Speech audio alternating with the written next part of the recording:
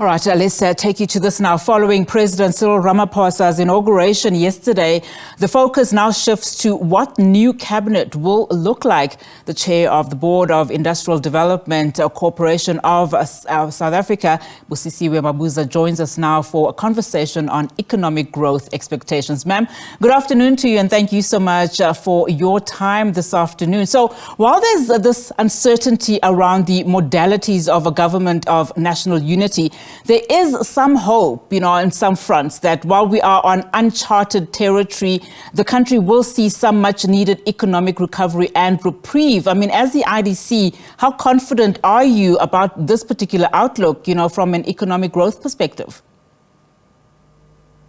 Unati, thank you for this opportunity. There's both hope and enthusiasm for the future that is in front of us as South Africa.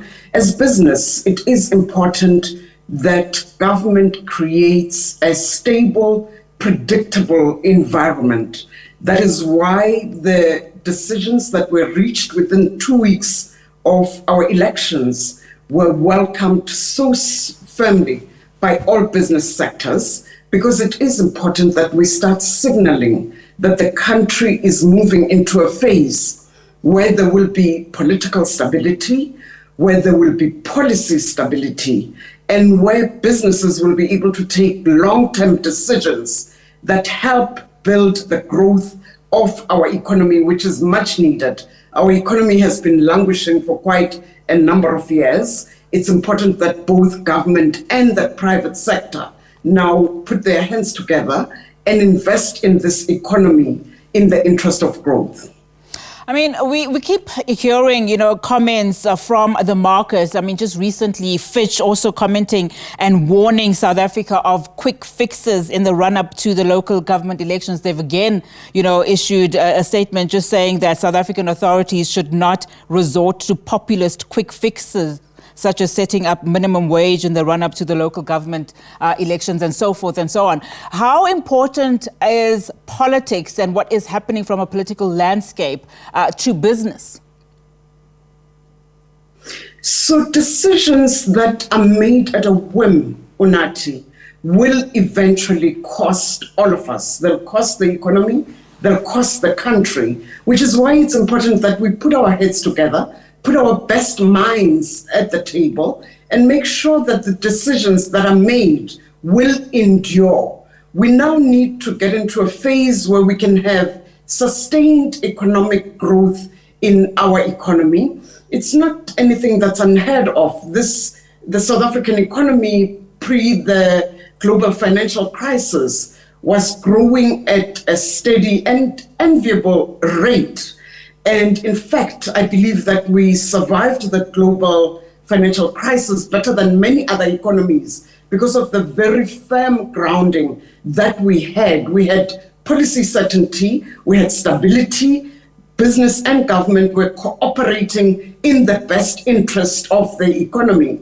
It is therefore in that light that I believe there are warnings that are issued against any decisions that may be for short-term gain, but not be sustainable for our economy in terms of both cost and especially cost in the long term, but also in terms of the impact that they'll have in the economy. Now, in a report titled Economic Overview by the IDC, I think it was penned in February of 2024, this was, of course, ahead of the elections. You reflected on infrastructure bottlenecks being a major risk to the performance of the South African economy. I mean, what for you, in terms of key role players in government, particularly in this new cabinet, would you then need to see stepping up to ensure, success and, of course, sustainability for entities like Eskom, entities like Transnet, as for assisting,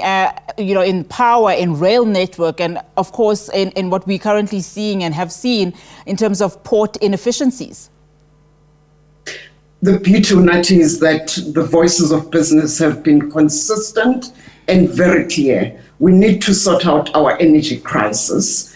Our network industries need a lot of attention. And I believe that business didn't just say this, but businesses also come to the party in support of government to ensure that these bottlenecks are actually addressed. One other factor that I hope government will start paying attention to is the mobility of business people into and out of our country, especially people who are bringing investments into the country. It doesn't make sense that we have countries that are not far from our borders that have e-visa regimes that are so easy to work on, and yet South Africa, which is so attractive because of the infrastructure that we have, because of the economy, the diversified economy that we have, and yet people still find obstacles such as our visa regime.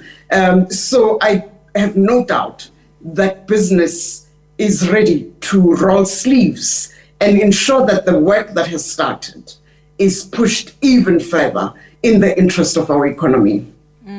And as we wrap our conversation, I just want to touch on, how important the role of South Africans is in terms of just the new dawn of the country, as it were. In the run-up to the elections, of course, there were concerns about how the outcome based on various scenarios could be at risk to investor confidence. I mentioned Fitch earlier on.